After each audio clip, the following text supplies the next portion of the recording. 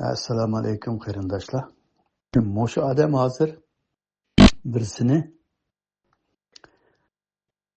ahli sunnatni qo'g'dashga umrini bergan deb maqtadi. Endi Allohning dinining ismi ahli sunnat emas. Allohning dini islom dini.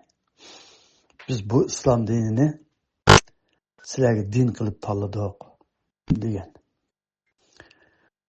Endi dunyodagi bu asos jihatdan mazhablarning, masalan, Shiyalar, ularni Shiya deymiz, bizni Sunni deymiz. Sunnilar o'zi biz sunnat ahli deydi. Sunnat ahli deydi. Ahli sunnat degan gap shu sunnat ahli. Sunnatga amal qiladigan degan gap. Shiyalarmi o'zi ularmi shu sunnatga amal qiladigan dinga eng yaqin odamlar biz deydi.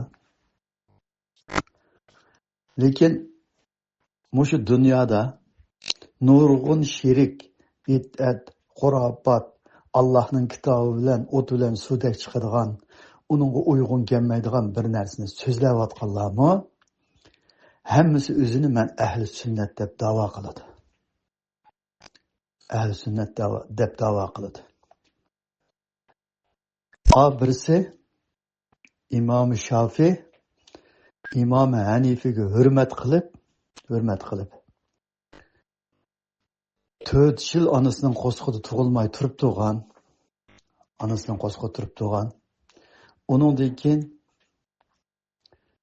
Imom Shofiy o'lib ketgandan keyin uningdan keyin tug'ilgan deb nurg'un odamni og'ziga qartib yashayotdi.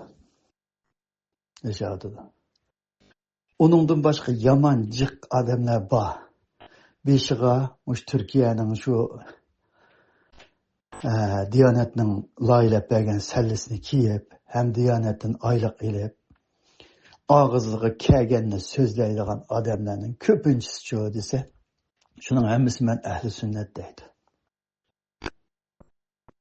O'tganda birisi ana yer tavirganda Umar Hasni bir udiyaga yer shu zamon to'xtadi deydi. Diyanetni oyliq ilayotgan odam shu. To'xtadi deydi.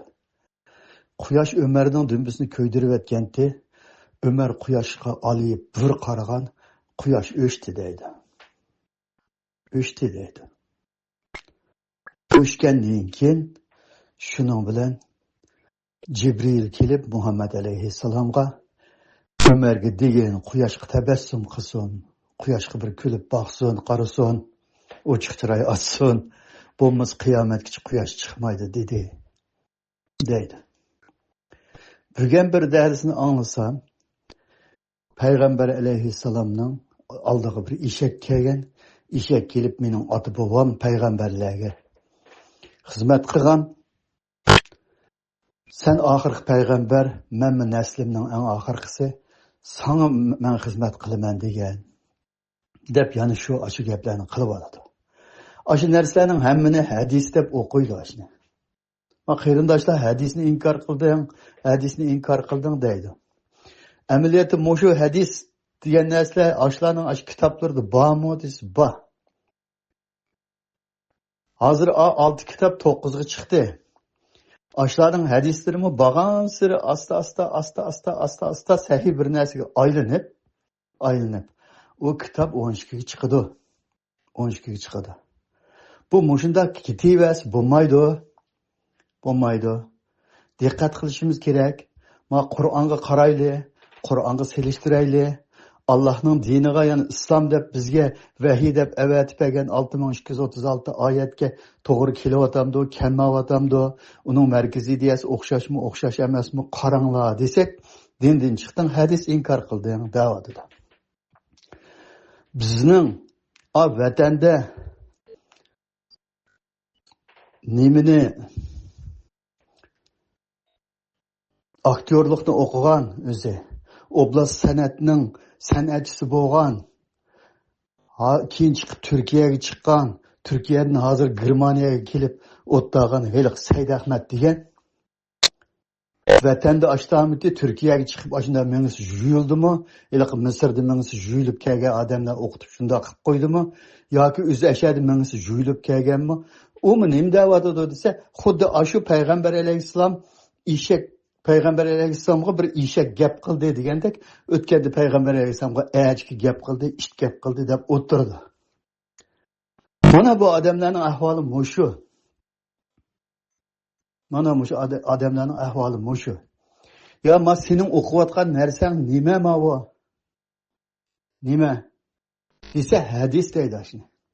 Hadis deydi. Ya mushundoqmi din bo'lamdi desa, sen inkor qilding deydi. İnkar qilding deydi. O'zi nurg'un ashundoq bid'at qalaymiqan gapni qilayotgan mush turkning tasavvuf aqidadagi har xil xurofotlarninki, masalan, atog'liroq Jubbili Ahmadni ilib o'tsak, Jubbili Ahmad degan odamni qalaymiqan gapni shunda to'liq qildigan odam. O'sha odamni ashla mushu to'g'rimi mushuning gapi, mushu odam haqiqiy ahli sunnatda to'g'ri ketib qolgan bir odammi desa, ya bu Alloh shirk keltirayotgan bir mushrik bu deydi ashlardan hammasi. Lekin o'sha odam o'qiyotgan hadisning hammini mushlarni o'qiydi. Bularning hech qanday farqi yo'q ulardan. Qayri kichikgina yaxshiki bularning ozroq yaxshi tarafi bormiki desangiz, yaxshi tarafi yo'q. Yaxshi tarafi yo'q. Nima uchun desa, hammasi hadis deb o'qiyotgan, sahih deb o'qiyotgan, payg'ambar alayhissalomning nimasiga og'ziga nisbatlab qo'yib, payg'ambar alayhissalomga tuhmat qilib, Qur'on bilan o't bilan suvda chiqadigan, dinga haqorat qiladigan dinga, islom diniga. Islom dinini shunda xunuk ko'rsatadigan bir narsalarni cho'tsa, hammasi hadis deb o'qiydi. Hadis deb o'qiydi. Ya biz nega ketib boramiz? Biz mushu islom dinidimi? Ya o'zimiz degandek ahli sunniy val jamoa dinim. Ahli sunniy val jamoa hozir bir din o. Allohning dini bilan aloqasi yo'q, bir din o hozir. Din. To'rt mazhab o'zi bir-birisining hadislarini olmasa, birisi mavzu deganni bir sahih desa, birisi mutawatir deganni birisi zaif desa, birisi qubab hadis quddus deganni yana birisi bir nima desa, mana moshundoq o'xshamaydigan bir-birisini inkor qiladi. Biz chiqib Qur'onga uyg'un kelganni hamma to'g'ri gap payg'ambar alayhisalom Qur'onga zid gap qilmaydi. Qur'onga uyg'un gap kelganni payg'ambar alayhisalom debdikan. Payg'ambar alayhisalom mushta debdikan, mushta degan bo'lishi mumkin. So'zningki mazmuni Qur'on bilan o'xshash chiqyotidi degan gapni qilinglar. Kaskanmas hamma narsani sahih deb so'zlayvermanglar. Bu ish gap qiladi, mushuk gap qiladi, daraxt gap qildi payg'ambar alayhisalomga, tosh gap qildi, daraxtlar salom qildi, barmoqidan suv chiqdi deb yolg'on yovdoq gaplarni qilib yuravermanglar. Bunda bir Qur'onni o'qinglar. Payg'ambar alayhisalom jannatda oni ko'rdim, jahannamda mani ko'rdim degan nurg'un so'z bor. Nurg'un so'z bor. Qisosi anbiyoga yozilib ketgan taqi-tuqi gaplar, nurg'un so'zlar bor. Qaysi jannatdagi odamni ko'rdi, qaysi jahannamdagi odamni ko'rdi. Jannat va jahannamga Qur'on qiyomat kuni insonlarning hammani, hattoki payg'ambarlardan tortib hammani tirildirib, uningdan hisob ilib, jannatga va jahannamga uningdan kirgizadi. Hozir dunyoda biz yashayapmiz mana. Dunyo tegi oxirlashmadi-ku. Hech kimdan hisob ilinmadi-ku. Hech kimdan hisob olmay turib bu jannatga kim kirdi? Kim jahannamga kirdi? U payg'ambar alayhisalom qaysi jannat kirgan odamni ko'rdi? Qaysi jahannamga kirgan odamni ko'rdi? U odamlardan burun bir turkum odamlardan hisob ap bo'lib, jannat va jahannamga bo'lib payg'ambar alayhisalomga ko'rsatib qo'ydimi Alloh? Desangiz, qarab o'tirdi. Uning Qur'on chaqirayotgan, Qur'on da'vatgan jannat va jahannam degan narsa qiyomat kuni Alloh hamma odamni tirildirib qo'pirib, hisobni ilib, payg'ambarlar payg'ambarligidan, imomlar imomligidan, butun odam o'zining qilgan ishidan hisob beradi. U hisobni aplab uningdan jannat va jahannamga Uningdan keyin kirgizdi. Sura Ahqobning 9-oyatida ey Muhammad alayhissalom kimning jannat kirdiganligini, kimning jahannam kirdiganligini men bilmayman degan ularga deb Muhammad alayhissalomning so'zi ig'izi bilan men bilmayman degizgan. Kimning jannat kirdiganini, kimning jahannam kirdiganini u Muhammad alayhissalomni bilmaydi. Bilmaydi. Ani cennetni ko'rapti, mani jahannamni ko'rapti, anda azoblanayotganini ko'rapti, amanda azoblanayotganini ko'rapti deb mushu gapni deb qabul qilib, so'zlab va qabul qilib mangandan keyin eng oxirida mushu Uyg'urning ichidimi ishti so'zladi, achik so'zladi, payg'ambar alayhisolamga eshak gap qildi, daraxt gap qildi deb taq-tuq gapni qilib jumamdo ziyoli deyotgan odamlarimizmi? Assalomu alaykum qarindoshlar. Yuqoridagi 10 minut 54 sekundlik so'zimda men mushu bolani tilga oldim. Said Ahmad degan bolani. Bu bolani tilga olishimiz sabab bu bolani yomon ko'rib qolganligimiz emas. Bundaq bolalar ashundaq xurofot, yolg'on so'zlarni so'zlab o'tdas bo'lmaydi. Bundaq odamlar o'ngishilishi kerak. Biz bundaq odamlarning o'ngishilishini umid qilamiz. Umid qilamiz. Nima uchun desa, bular ovozi yaxshi, o'qigan o'zi, bilimli bir narsalarni rasmiy tonib yetsa, o'zining nima deyotganligini, bu dinning qandoqligini, bu din qandoq narsa, buni chunqur tafakkur qilsa, bu millat uchun nayt foydali xizmat qila oladigan odamlar. Yuqur o'rin qo'yganligimiz uchun kallamizga kirgizib boramiz buni. Yuqur o'rin qo'yganligimiz uchun kallamizga kirgizib, necha qitim ismini atab turib, bugunmi 10 minut 54 sekundlik so'zimda mana mushu bolaning yolg'onni so'zlama, nimishki yolg'onni din deb so'zlaysa dedim. Mushu naqshdimi kim o'qisa Qur'onni yoqtirmaydi, yolg'onni deydi. Sen Qur'onni o'qib baqa, shu yolg'on degan so'zlayotgan, hadis deb so'zlayotgan narsaning yolg'onligini uningdagi his qilsa. Qur'onni o'qimasang-chu desa, shu so'zlayotgan narsaning yolg'onligini his qilmasdan kayinda qo'pib kim o'qisa Qur'onni yoqtirmaydi, yolg'onni deb o'zing yolg'onni so'zlab turib kayinda qo'pib yoqtirmaydi yolg'onni degan Allohni madiyligan, Qur'onni madiyligan naqshini shunda chiroyli aytsa. Chiqib aytganda og'zimizdan chiqayotganni xulqimiz tuyish kerak. Bularni kallamizga kirgizib olishimiz sabab nima desa, mushu millatning beshidagi odamlar, yaramliq odamlar, mushu millatga asqatadigan odamlar, bular o'ngishilish kerak degan umid bilan so'zlaymiz. Yomon ko'rib qolib so'zlamaymiz bularga. 2 minut 19 sekundlik so'zimga azroq qo'shimcha qilay qarindoshlar. Bir yak yo'llab qolsanglar, tang yo'llab qo'yasizlar. Naqshida shundoq deydi. Kim o'qisa Qur'onni yoqtirmaydi, yolg'onni, bulg'amaydi islomni deydi. Bulg'amaydi islomni deydi. Islomni bulg'ayotganlar islom diniga e'tiqod qilmaydiganlarmi? Ular e'tirofli qilmaydi biroqlar. Ular dinni tashviq qilamda, din deb tashviq qilamda bizning dinimizni tashviq qilmaydi. Islomni bulg'ayotganlar o'zimiz. Allah qiyomatgacha o'zgarmaydigan qilib tushirpagan 6236 oyatni hech kim buni o'zgartirmaydi, hech kim buni o'qishni keltirolmaydi deb, shu islom dinini hech kim bulg'ayolmaydigan islom dinini shu Qur'onda saqlab olsa, payg'ambar alayhisalom mushundoq degan deb Allohning kitobidan boshqa dunyoda payg'ambar alayhisalom mushundoq degan deb yezilib ketgan narsalarni Allohning kitobi bilan o'xshash vahiy deb tushundirib qaqqa.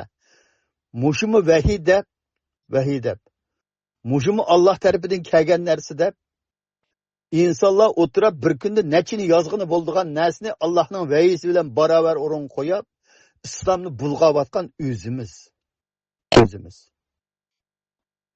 Bu islom boshqalar tarafidan bulg'anayotgan islom emas.